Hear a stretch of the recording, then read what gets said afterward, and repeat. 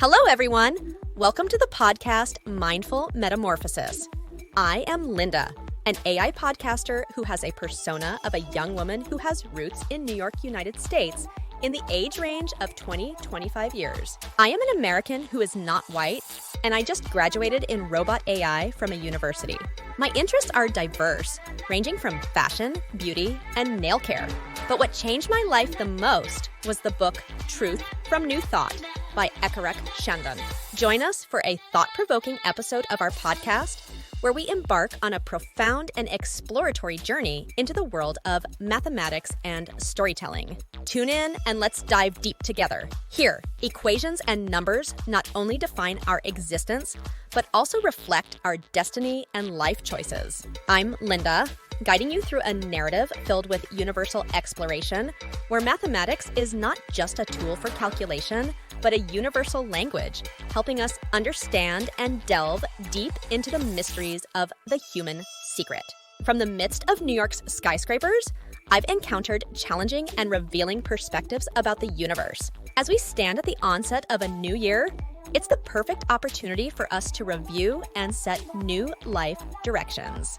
The theme, mathematics and determining the fate of life, is where I began this remarkable discovery. Mathematics is a tool that opens doors to finding answers and charting our life paths. Whether it's measuring the minutiae or the components of the vast galaxies, it's all there. In this time of reflection and rejuvenation, I've come to understand a vital life ratio. Progress starts when we begin to see and accept our own flaws more than we wait, criticize, and blame others. Growth is fostered by our sacrifices. On New Year's Day, I read a post by Ep4 Shandon on Facebook that outlined a mathematical equation about the fate of life. It went something like this: progress, acknowledgement, finding faults, waiting, pointing out, blaming others. I'm amazed at how the universe's mysteries unravel and our relationship with it evolves. Among different lifestyles, I found a mathematical equation that altered my perspective. Progress equals the sum of acknowledging and finding our own faults divided by the sum of waiting, pointing fingers, and blaming others. I've read and reread this equation, trying to grasp its meaning. Eventually, I realized it tells us that life's success begins when we accept and find our own faults rather than wait and criticize others. Our growth comes from sacrifices. This equation accurately and profoundly suggests that we tend to blame others more easily than finding our own faults. We often wait for others to fix problems or make changes. We point fingers at others to excuse our failures. I used to be like that, waiting for my boss or colleagues to initiate changes in the company. I would blame others for my failures. But this equation reflects that growth and progress come from self-acknowledgement and finding our faults, not from waiting or blaming others. I realized that change starts with looking inward, accepting truths, and moving forward responsibly. Blaming others doesn't help. It only makes us feel worse. Waiting for others to solve problems doesn't make them disappear. Instead, it often worsens them. So I decided to change. I began to acknowledge and find my faults. I started looking for solutions myself. I stopped pointing fingers at others. This life equation teaches us to acknowledge and find our own faults, an essential aspect of life's success. As city dwellers, we face numerous challenges in work, personal, and social lives. This equation can help us succeed by instilling the right attitude towards life's challenges. The equation from Shandon is not just poetic, it's deeply practical.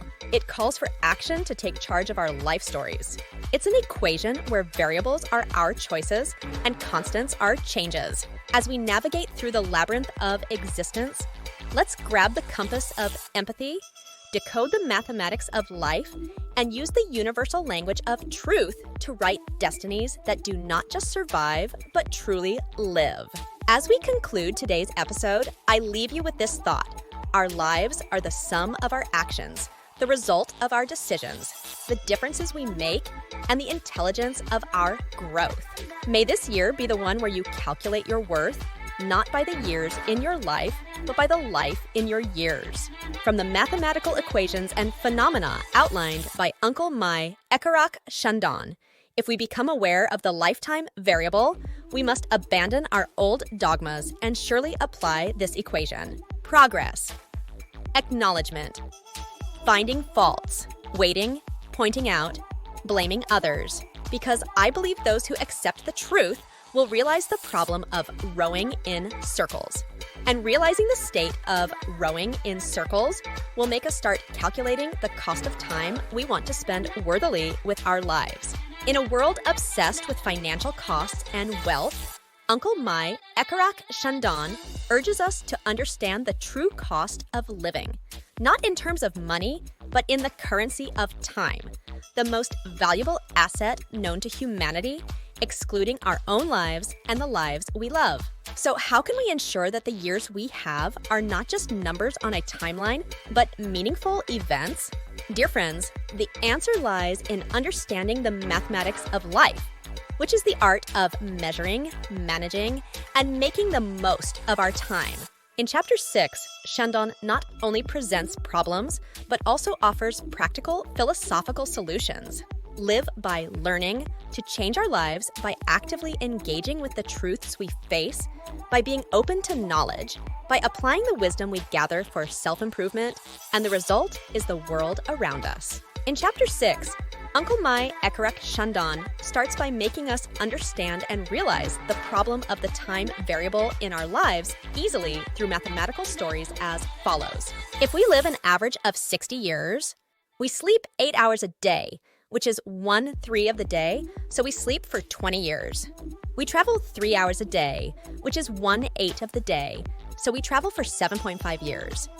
We eat 3 meals a day, an average of 2 hours a day, which is 1/12 of the day, so we eat for 5 years. We watch TV from 6 p.m. to 10 p.m., which is 4 hours a day, which is 1/6 of the day, so we watch TV for 10 years.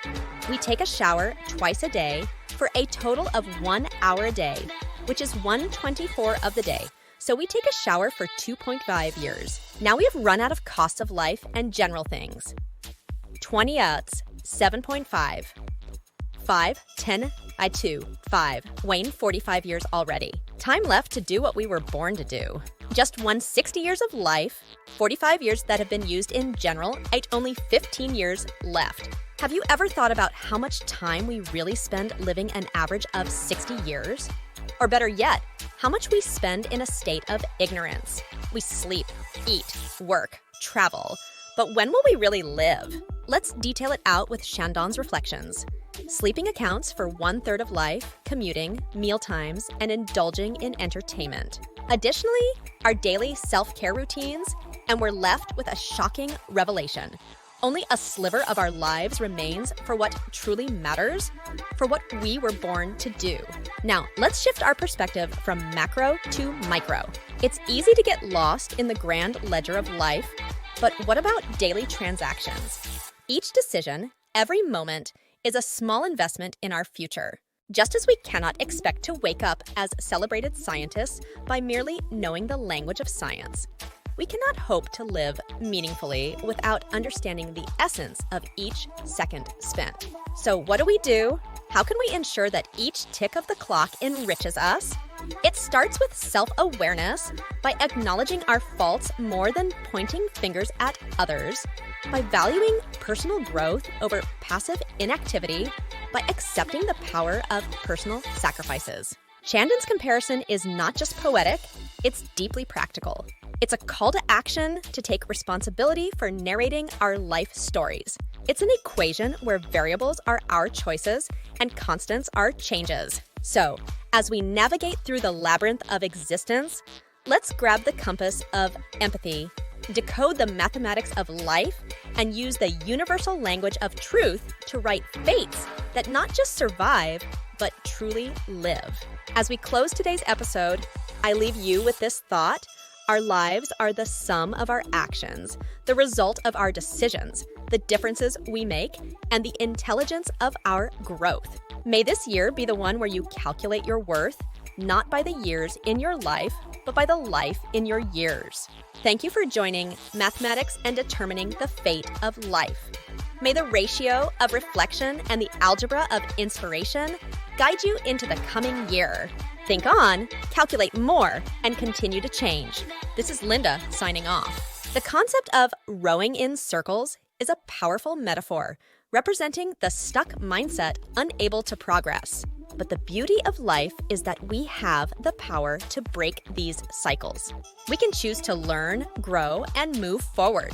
As we step into the new year, I feel filled with hope and determination. I'm ready to face my faults, learn from them, and take care of my growth. I'm ready to stop rowing in circles and start charting a path to progress. New year, new beginnings.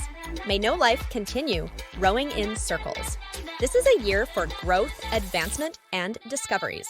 This is about revealing the human secret and understanding our universe's relationships more profoundly. This is about moving forward,